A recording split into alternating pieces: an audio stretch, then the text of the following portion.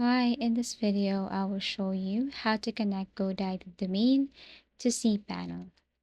So first things first, you have to create an account here in GoDaddy, and you must also have your cPanel account. Now, in order for you to start, what you're going to do first, or step one, you have to simply get your cPanel name servers. You have to log in your web hosting account that provides cPanel such as Bluehost, HostGator, etc. After that, you have to find the name servers usually under DNS or general info.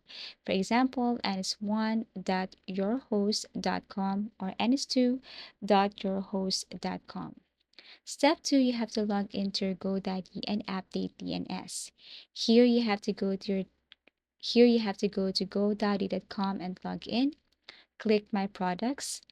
Find your domain and click DNS. Scroll to the name service section, click change, and then select enter my own name servers.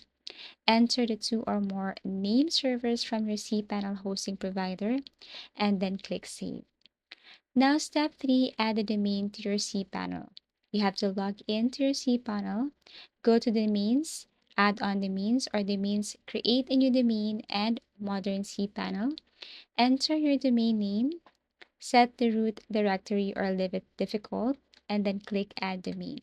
After that, step 4, upload website files. Go to the File Manager and cPanel. Upload your website files to the domain's root folder. Here is the example below.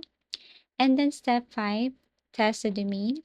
After propagation, typing your domain in the browser should take you to the website hosted on your cPanel. As easy as that.